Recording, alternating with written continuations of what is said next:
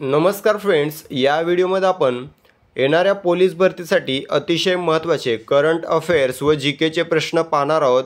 व्हिडिओच्या शेवटपर्यंत व्हिडिओ पाहायचा आहे, कारण आपण शेवटी या सर्व प्रश्नांची रिव्हिजन देखील ठेवलेली आहे, जेणेकरून हे सर्व प्रश्न तुम्हाला तोंडपाठ होऊन जातील। सर्व प्रश्न मोस्ट IMP आणि सिलेक्टेड असणार आहेत। चला तर लगेच व्हिडिओला सुरुवात करूया। या ठिकाणी आपण प्रश्न पहिला घेतलेला आहे, पृथ्वीचे फुफ्फुस असे कोणत्या जंगलास म्हटले जाते?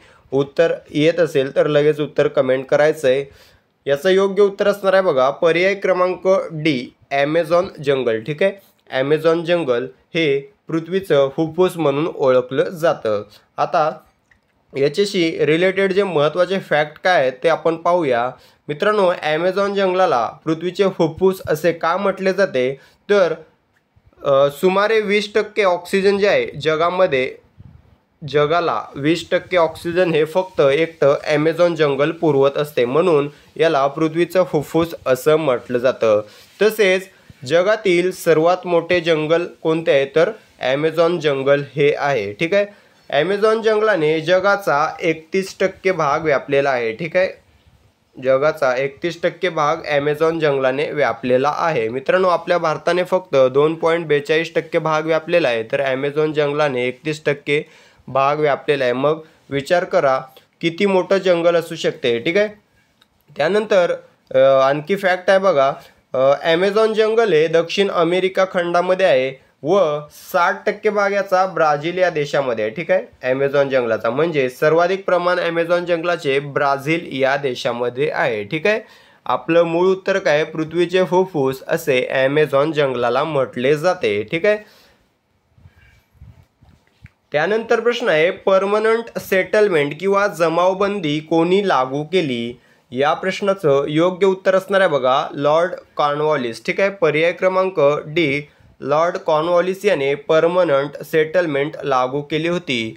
आता लॉर्ड कॉर्नवॉलिस याच्याशी रिलेटेड आणखी कोणकोणते प्रश्न विचारले जातात? तर भारतीय नागरी सेवांचा जनक कोण? उत्तर असणार आहे लॉर्ड कॉर्नवॉलिस। ठीक आहे, त्यानंतर भारतामध्ये इंडियन सिव्हिल सर्व्हिसेस किंवा ICS ही परीक्षा सुरू करून अधिकाऱ्यांची भरती कोणी केली? तर लॉर्ड कॉर्नवॉलिस याने केली, म्हणूनच याला भारतीय नागरी सेवांचा जनक म्हटले जाते। जिल्हाधिकारी जिल्ह्याचा प्रमुख कोणाच्या काळात बनला किंवा कोणी बनवला? तर लॉर्ड कॉर्नवॉलिस याने बनवला। भारतामध्ये मुलकी नोकरशाहीची निर्मिती कोणी केली? लॉर्ड कॉर्नवॉलिस यानेच केलेली आहे। ठीक आहे, हे काही महत्त्वाचे प्रश्न लॉर्ड कॉर्नवॉलिस याच्याशी रिलेटेड विचारले जातात। आपलं मूळ उत्तर आहे बघा, परमनंट सेटलमेंट ही लॉर्ड कॉर्नवॉलिस याने लागू केली होती। तर या ठिकाणी आहे पर्याय क्रमांक ए बघा, लॉर्ड रिपन। ठीक आहे, भारतामध्ये स्थानिक स्वराज्य संस्थेचा जनक कोणास म्हटले जाते? लॉर्ड रिपन याला म्हटले जाते। ठीक आहे, 1881 मध्ये फॅक्टरी ॲक्ट संमत कोणी केलेला? तर लॉर्ड रिपन याने 1881 मध्ये फॅक्टरी ॲक्ट संमत केला होता लॉर्ड रिपन याने। ठीक आहे, त्यानंतर 1882 मध्ये व्हर्नॅक्युलर प्रेस ॲक्ट रद्द कोणी केला होता? तर लॉर्ड रिपन यानेच केला होता। 1882 मध्ये व्हर्नॅक्युलर प्रेस ॲक्ट रद्द कोणी केला होता? लॉर्ड रिपन याने। ठीक आहे, या ठिकाणी लॉर्ड कर्झन आहे याने बंगालची फाळणी केली होती 1905 मध्ये। ठीक आहे, वर्ष लक्षात ठेवा, वर्ष विचारलं जातं बंगालच्या फाळणीचं। 1905 मध्ये लॉर्ड कर्झन याने बंगालची फाळणी घडून आणली होती। ठीक आहे, आपलं मूळ उत्तर आहे लॉर्ड कॉर्नवॉलिस याने परमनंट सेटलमेंट लागू केली होती। पुढील प्रश्न आहे, मानवी हाडांमध्ये कॅल्शियम फॉस्फेटचे प्रमाण किती असते? किती असते मित्रांनो? 60%। ठीक आहे, पर्याय क्रमांक ए, 60% एवढे प्रमाण असते मानवी हाडांमध्ये कॅल्शियम फॉस्फेटचे। ठीक आहे, आता मानवी शरीरामध्ये एकूण हाडांची संख्या किती? कमेंट करून सांगायचं आहे। ठीक आहे, कमेंट करून सांगायचं आहे मानवी शरीरातील हाडांची संख्या। पुढील प्रश्न आहे, मानवी शरीरात हिमोग्लोबिन हे कशाचे कार्य करते? कशाचे कार्य करते मित्रांनो? तर ऑक्सिजनचे वहन। ठीक आहे, पर्याय क्रमांक सी, ऑक्सिजनचे वहन करण्याचे कार्य हे हिमोग्लोबिन करत असते। त्यानंतर प्रश्न आहे, महात्मा गांधी यांचे राजकीय गुरु म्हणून खालीलपैकी कोणास ओळखले जाते? मोस्ट IMP प्रश्न आहे, 5 स्टार रेटिंग करायचे। ठीक आहे, महात्मा गांधी यांचे राजकीय गुरु गोपाळकृष्ण गोखले यांना म्हटले जाते. ठीक आहे, गोपाळकृष्ण गोखले हे या ठिकाणी योग्य उत्तर असणार आहे. या ठिकाणी बाळ गंगाधर टिळक यांना भारतीय असंतोषाचे जनक म्हटले जाते. सरदार वल्लभभाई पटेल यांना भारतीय लोह पुरुष किंवा फौलादी पुरुष असे म्हटले जाते. आपलं मूळ उत्तर आहे गोपाळकृष्ण गोखले, महात्मा गांधींचे राजकीय गुरु. ठीक आहे. पुढील प्रश्न आहे, खालीलपैकी कोणत्या व्यक्तीने तिन्ही गोलमेज परिषदांमध्ये भाग घेतला होता? कोणत्या व्यक्तीने घेतला होता? पर्याय क्रमांक डी, डॉक्टर बाबासाहेब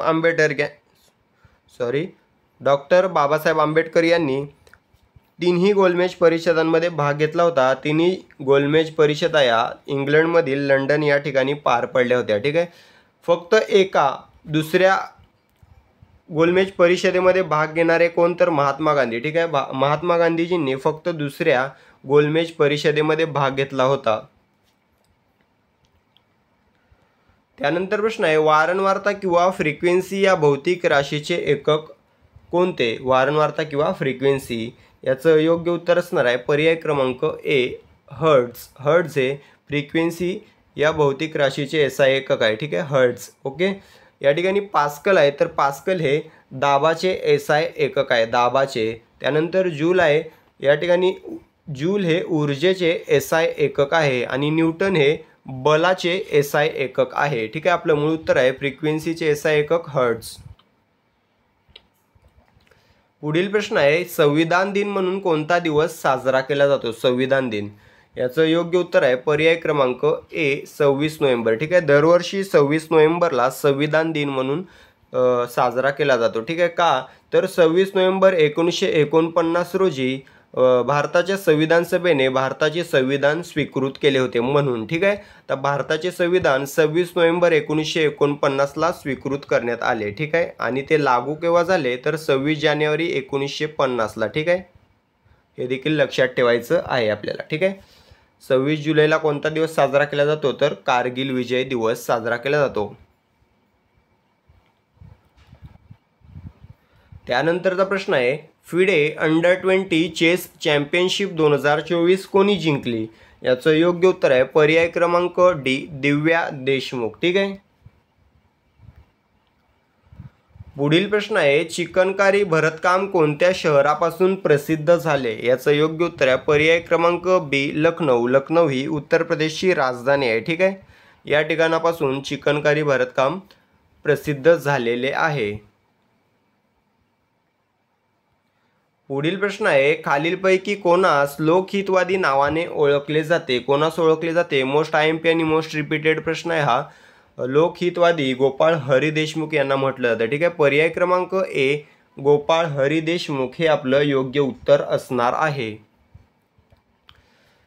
बाळ गंगाधर टिळक यांना काय म्हटलं जातं? तर भारतीय असंतोषाचे जनक म्हटलं जातं. हा प्रश्न वारंवार विचारला जातो, लक्षात ठेवायचा आहे. पुढील प्रश्न आहे, अलकनंदा व भागीरथी नद्यांचा संगम कोठे होतो? कोठे मित्रांनो? तर देवप्रयाग. पर्याय क्रमांक ए, देवप्रयाग या ठिकाणी अलकनंदा व भागीरथी या दोन नद्यांचा संगम होतो आणि हा संगम झाल्यानंतर तिथून पुढचा जो प्रवाह आहे तो गंगा नदी नावाने ओळखला जातो. ठीक आहे. गंगा नदी ही कोणत्या दोन नद्यांपासून तयार झाली आहे असं जर विचारलं तर अलकनंदा व भागीरथी या दोन नद्यांपासून गंगा ही नदी तयार झालेली आहे. गंगा ही भारतातील सर्वात लांब नदी आहे. 2525 म्हणजेच 2525 किलोमीटर एवढी गंगा नदीची भारतातील लांबी आहे. ठीक आहे.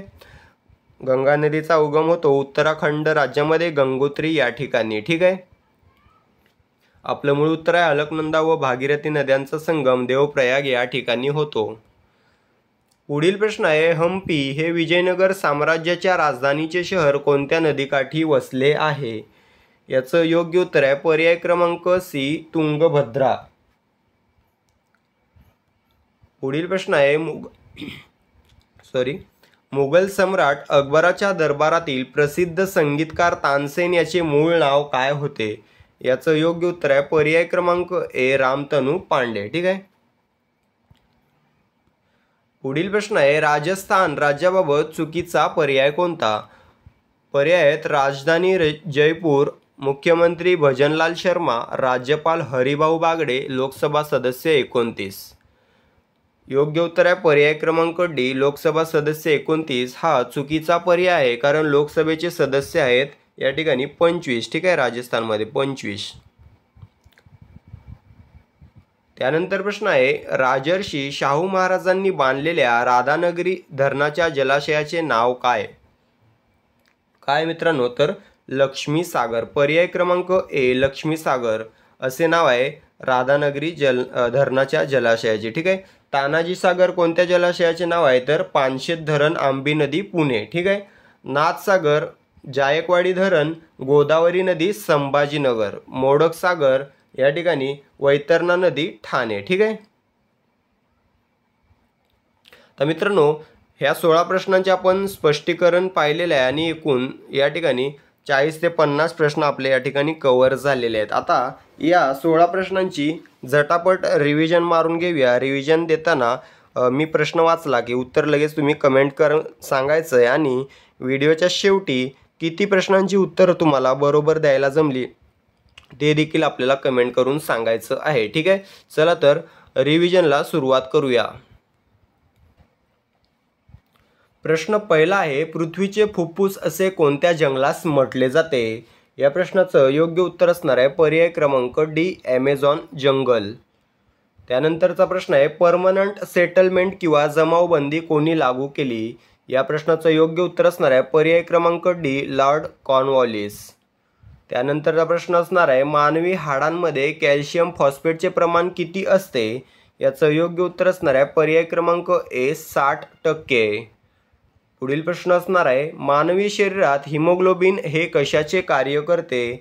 याचं योग्य उत्तर आहे पर्याय क्रमांक सी, ऑक्सिजनचे वहन।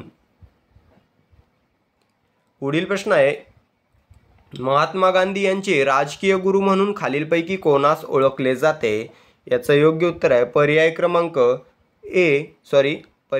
बी, गोपाळ कृष्ण गोखले। पुढील प्रश्न आहे, खालीलपैकी कोणत्या व्यक्तीने तिन्ही गोलमेज परिषदांमध्ये भाग घेतला होता? याचं योग्य उत्तर आहे पर्याय क्रमांक डी, डॉक्टर बाबासाहेब आंबेडकर। पुढील प्रश्न आहे, वारंवारता किंवा फ्रिक्वेन्सी या भौतिक राशीचे एकक कोणते?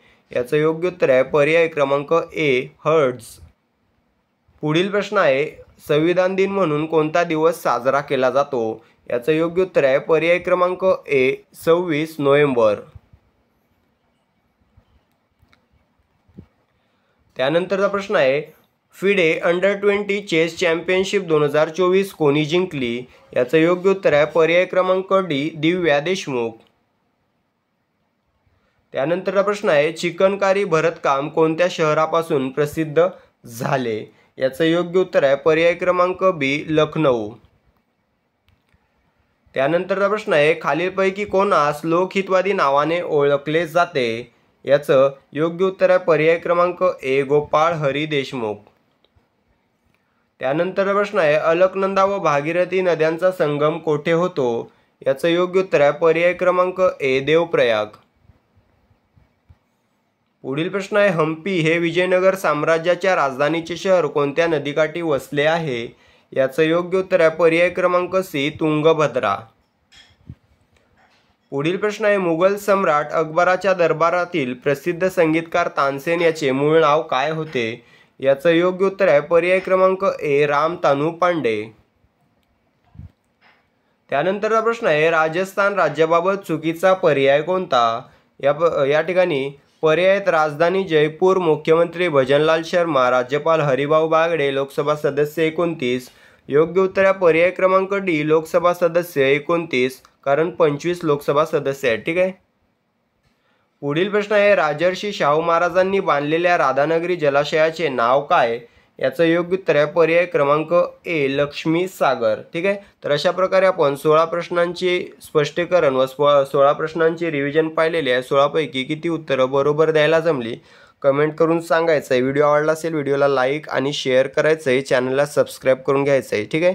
भेटूया पुढील व्हिडिओमध्ये, धन्यवाद।